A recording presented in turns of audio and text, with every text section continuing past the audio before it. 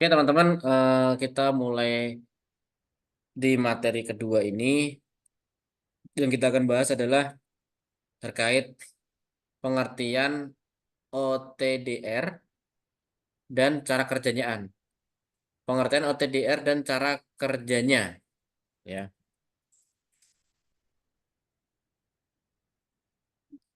Apa itu OTDR?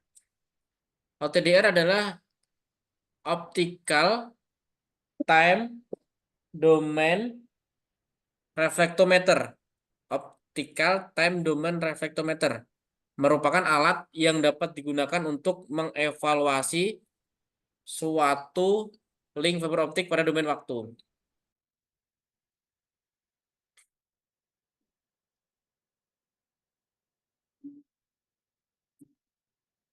Nah, bagaimana OTDR itu bekerja? Kita next di slide selanjutnya. OTDR bekerja, OTDR mengirimkan pulsa pendek berupa cahaya antara 5 nanosecond sampai 20 nano. Pulsa yang semakin lebar bisa mengukur fiber optik yang lebih panjang, tetapi dengan resolusi yang rendah. Nah, pulsa yang lebih sempit bisa mengukur dengan resolusi yang lebih tinggi, tetapi hanya valid untuk jarak pengukuran optik yang lebih pendek. Nah, itu untuk pulsa. Jadi pulsa yang lebih lebar, dia untuk pengukuran fiber optik yang lebih panjang. Tapi resolusinya rendah. Tapi kalau pulsanya lebih sempit, resolusinya tinggi, tapi untuk pengukurannya jaraknya lebih pendek. OTDR akan menghitung waktu pengiriman pulsa dan waktu kedatangan cahaya yang kembali untuk menentukan jarak antara titik pengukuran dan event. Nah, cahaya yang kembali diterima, adanya ketidakseragaman karakteristik fiber optik karena adanya konektor, sambungan, tekukan, dan kerusakan fiber. Nah, bagaimana OTDR bekerja lagi? OTDR kemudian mendeteksi dan menganalisa kekuatan cahaya yang kembali, backscatter signal, pada rentang waktu kirim dan terima poin 2 tadi, untuk menentukan redaman pada fiber sekaligus mengkarakteristikan jenis event, konektor, sambungan, tekukan, kerusakan fiber. Nah, backscatter signal diterima karena adanya relay scattering dan Fresnel reflection, di mana kekuatan signal yang terukur akibat Fresnel reflection biasanya 20.000 kali lebih tinggi dari kekuatan relay scattering. Hasil pengukuran jarak dan kekuatan cahaya yang kembali kemudian ditampilkan pada layar display dari OTDR. Jadi, ibaratnya tuh cahaya itu mengirimkan sampai ke titik tujuan, dia akan kembali. Nah, ketika menemukan sesuatu tentang sambungan, adaptor, dan sebagainya, dia akan tampil nanti di layar display. Nah, contoh hasil pengukuran dari OTDR. Contoh pengukuran dari layar OTDR adalah sebagai berikut. Fusion splash, dia ada tanda di displaynya adalah lurus terus turun. Lurus turun itu fusion splash. Terus yang kedua adalah konektor connection. Kalau konektor connection, dia lurus baru naik, lurus naik. Nah, seperti ini. Ini berarti kemungkinan besar kita mendapatkan konektor loss, adaptor, terus mechanical splash, dan lain-lain. Nah, bending sama halnya kayak fusion splash. Jadi dia lurus, terus turun. Ini namanya fusion splash. Terus terakhir adalah gambaran terkait breakpoint. Jadi titik akhir dari pengukuran kita. Next. Ada pertanyaan di sini? Lanjut ya. Kemampuan OTDR. OTDR sendiri ini mempunyai kemampuan untuk satu, mengukur jarak pada suatu titik dalam serat. Fungsi utama OTDR adalah mengukur jarak. Yang kedua adalah mengukur besar loss rata-rata dB per kilometer antara dua titik yang dipilih dalam sebuah serat optik. Ketiga, mengetahui jenis event dalam serat optik, apakah konektor, tekukan, atau konektor, atau patahan. Mengetahui lokasi titik penyambungan dengan beberapa besar lossnya, mengidentifikasi lokasi dan jenis gangguan pada fiber optik, mengetahui besar porsi daya yang dipantulkan pada suatu event pantulan, optical return loss, Yang terakhir adalah mensupport reporting data. Nah, apa saja yang bisa diukur oleh OTDR? Satu, jarak. Jarak suatu event itu bisa diukur oleh OTDR. Nah, pengukuran jarak OTDR akan menghitung waktu perjalanan pulsa cahaya yang dikirim ke fiber sampai diterima kembali. Nah, jika kecepatan cahaya di vakum dan di indeks bias dari fiberglass diketahui, maka jarak dapat dihitung. Rumusnya adalah jarak waktu sama dengan kecepatan cahaya dibagi 2 kali indeks bias. Nah, ketika ini beroperasi, cahaya dikirimkan terus kembali. Nah, berapa waktu lamanya tadi? Nah, dia bisa mengukur, oh, kembalinya sekian menit. Nah, berarti jaraknya sekian kilometer. Dengan rumus tadi itu, jarak waktu. Nah, apa saja yang bisa diukur dengan OTDR selanjutnya adalah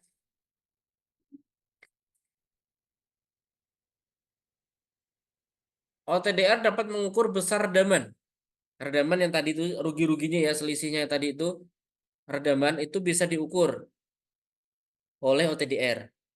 Nah, gambaran displaynya adalah X besarnya daya untuk jarak L, A daya awal yang diberikan OTDR ke serat optik, L panjang kilometer. Sehingga dengan membaca grafik X dan L, kita akan mendapat redaman. Nah, tapi kita bisa melihat langsung di display bahwa redaman itu kalau misalkan splash, nanti dia akan ada grafik menurun. Kalau konektor, dia naik dulu baru menurun. Nah, apa saja bisa diukur oleh OTDR? Yang bisa diukur dengan OTDR, event loss. Jadi OTDR itu bisa memperkirakan loss-nya itu di berapa kilometer dari kita ngukur itu bisa. Nah, displaynya seperti ini, lurus turun, lurus naik terus turun, seperti itu. Nanti muncul tuh di OTDR seperti itu. Nah, apa saja bisa diukur dengan OTDR? Ada namanya ORL, Optical Return Loss.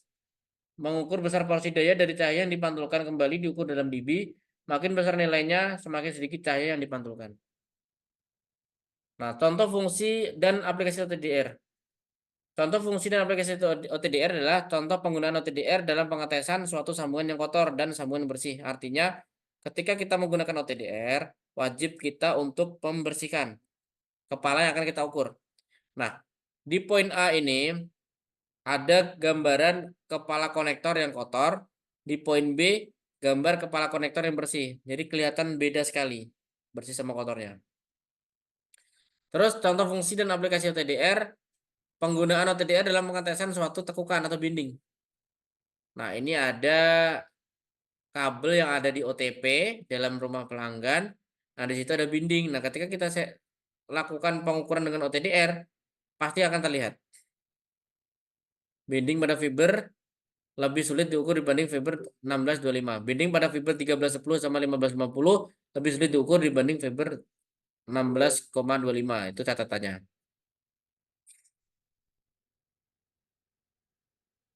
Contoh fungsi dan aplikasi OTDR. Penggunaan OTDR dalam pengukuran 1:8 splitter. Itu bisa juga dilakukan. Jadi kita mengukur splitter, terus keluarannya akan terlihat berapa kilometer ujung dari drop core yang colok ke splitter. Prinsip dan karakteristik OTDR. Nah, prinsip karakteristik OTDR adalah ada 5 ya yang kita bahas. Ada wavelength, dynamic range, dead zone, resolution, sama distance akurasi. Pertama adalah wavelength atau panjang gelombang. Jadi ketika kita melakukan pengecekan OTDR, kita harus melakukan pemilihan wavelength atau panjang gelombang. Biasa di OTDR itu ada 1310, 1310 nih ya. 1310 atau 1550. Biasanya digunakan pada pengukuran fiber optik single mode pada OTDR. Nah, kalau 1625 biasanya digunakan pada saat troubleshooting, yaitu ketika pengetesan jaringan yang aktif. Jadi, kesimpulannya adalah kalau kita melakukan pengetesan jaringan, maintenance jaringan troubleshooting tanpa mematikan kabelnya masih aktif, itu menggunakan 1625. Tapi kalau posisi kabel itu putus, sudah putus, ya memang putus, kita menggunakan 1310 sama 1550. Nah, Kalau kita menggunakan 1310 sama 1550 juga dipastikan kalau misalkan kabel itu masih tembus ke OLT, kita harus putus dulu atau kita cabut dulu. Jangan sampai nembak ke arah OLT. Itu untuk single mode.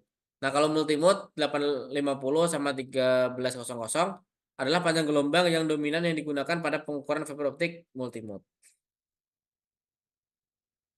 Lanjut ke wavelength, masih di wavelength, panjang gelombang yang lebih pendek 1310, 1550 artinya kan lebih pendek 1310 akan lebih mengalami redaman akibat adanya fiber scattering. Nah, panjang gelombang yang lebih panjang akan lebih mudah mendeteksi suatu binding. Jadi ada kelemahan dan kelebihannya masing-masing. Kalau misalkan kita pakai yang panjang, akan lebih mudah mendeteksi suatu binding. Dia kelihatan turun grafiknya itu tinggi. Selanjutnya dynamic range. Dynamic range merupakan ukuran dari rank maksimum suatu pengukuran power level yang bisa diukur oleh TDR. Sehingga dynamic range akan membatasi jarak maksimum yang bisa diukur oleh TDR. Kelihatan.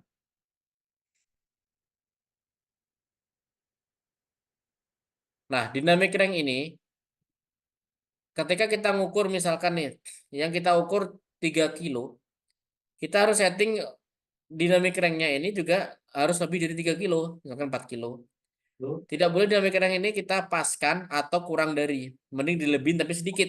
Jangan juga dilebihin tapi banyak. Misalkan kita ngukur cuma 3 kilo atau 5 kilo, kita setting di 20 kilo. Nah, itu tidak disarankan. Nanti akurasinya akan berkurang. Terus pulse width atau lebar pulsa. Nah, OTDR ini kan berfungsinya adalah mengirimkan pulsa cahaya tadi dijelaskan di depan dan akan kembali lagi. Nah, kembalinya dan dikirimnya tadi itu ketika mendapati suatu tekukan sambungan adaptor, dia akan tampilkan di display. Nah, pulsa pendek memberikan resolusi yang lebih tinggi. Jadi kalau kita pakai pulsanya pendek 5 nano, 10 nano lebih pendek ya. Kalau yang tinggi kan ada 350, ada 300, 100 dan sebagainya. Pulsa pendek memberikan resolusi yang lebih tinggi, tetapi dinamik range-nya yang lebih pendek. Jadi kalau pulsanya pendek, resolusinya itu tinggi, gambarnya jelas, tapi jarak yang ditempuh tidak terlalu jauh. Jadi nggak nyampe 3 kilo misalkan, kalau terlalu pendek. Makanya kita pakai yang sedang-sedang saja. Tapi kalau memang pendek, ya sudah pakai yang pendek aja. Tapi kalau jauh, tambahin pulsnya. Nah, pengukuran OTDR ini jangan cuma sekali dua kali. Kalau sekali belum dirasa cukup, ulangi lagi. Ulangi sampai menemukan hasil pengetesan OTDR yang paling maksimal. Terus dead zone. Dead zone ini adalah saat pulsa cahaya dikirimkan ke dalam fiber, maka pantulan yang cukup besar terjadi pada input fiber yang 40.000 kali lebih besar dari level relay scattering. Nah, level yang cukup besar ini membuat detektor mengalami saturasi dan membutuhkan waktu untuk normal kembali. Nah, selama waktu saturasi tersebut, pulsa terus berpropagasi di dalam fiber, tetapi event-event yang dilaluinya tidak akan terdeteksi oleh OTDR. Nah, jarak tersebut disebut dengan dead zone. Dead zone ini ibaratnya tuh ketika kita melakukan tembakan, dia itu kalau kita center, kalau kita pernah nyenter pet score ya, ujungnya itu kan nyala merah tuh. Nah, itu kayak gitu. Jadi terlalu banyak kiriman yang ada di paling depan itu. Jadi dia bertabrak-tabrakan di situ. Nah, akhirnya nggak kebaca. Nah, dead zone itu biasanya sekitar 10 meter di depan, di awal dari kita ngukur. Dead zone. Resolusi, gambaran. Resolusi itu biasanya settingannya adalah ketika dapat lebih besar dari nilai standar yang ditetapkan di resolusi, dia akan menimbulkan display grafik yang menurun, lurus turun. Tapi kalau misalkan resolusinya dapat redamannya standar lurus aja, berarti sambungan kalian bagus. Bedanya situ. Kalau naik turun berarti sambungan kalian atau adapter kalian ada yang kurang bagus. Distance akurasi merupakan ukuran beberapa besar kemampuan TDR mendeteksi jarak event-event suatu link optik. Besar distance akurasi tergantung oleh kecepatan pulsa dan lebar pulsa. Terus selanjutnya adalah event-event pada TDR. Front end reflection event. Ini adalah event pertama yang muncul ketika kita mengukur TDR. Naik turun. Merupakan event yang terdeteksi pertama kali pada layar OTDR paling kiri dari layar. event yang merupakan hubungan antara OTDR dengan jumper optik paling depan. Itu eventnya seperti ini. Yang kedua adalah konektor event. Ini konektor event. Jadi ketika ada konektor, pas konektor, adaptor, dia akan lurus naik terus turun. Tuh ya. Lanjut. Fusion splash event. Penyambungan optik menggunakan mesin splicing yang tidak bagus bisa menyebabkan redaman. Nah, kalau splicing, dia seperti ini. Lurus, terus turun. Jadi nggak naik lagi. Itu berarti ada splacingan. Splacingan kan bisa di closure, bisa di adaptor, kayak seperti itu.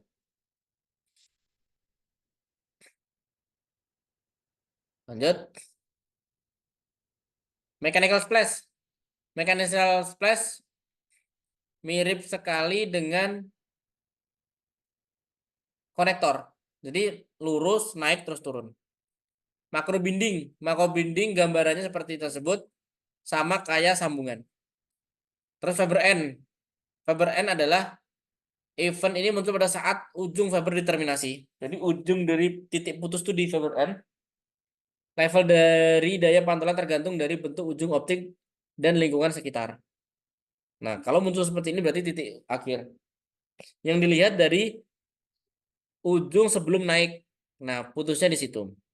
Nggak sampai noise-nya. Ghost event. Ghost event ini adalah event yang tidak diharapkan yang muncul.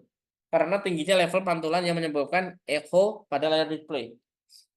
Jarak berupa duplikat dari event pantulannya sebelumnya.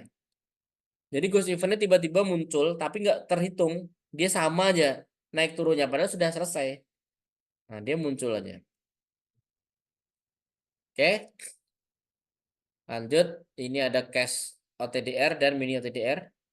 Nah, setting mini OTDR, kita pilih settingan wave-nya 1550, modenya average, range-nya 500 meter, 500 meter, pulse-nya 10 nanosecond, dengan average time-nya 15 second,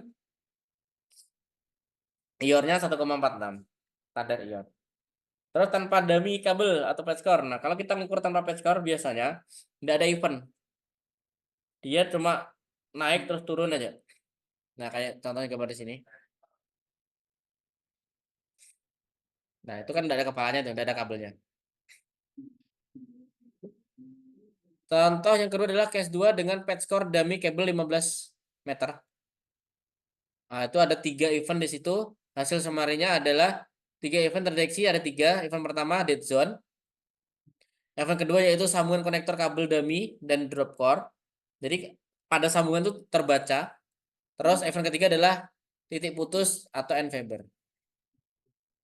Nah, ini ya. Ini end fiber. Gambarnya seperti itu kalau kita pakai OTDR mini tipe join with. Nah, itu. Hasil summary ada 5 event. Event pertama itu dead zone. Event kedua sambungan konektor. Event ketiga titik putus. Event keempat ghost event.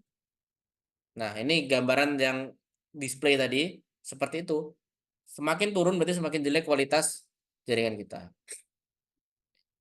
Nah, jaraknya terlihat di situ adalah 7,15989 km. Berarti sekitar 7 kilo 150 meter.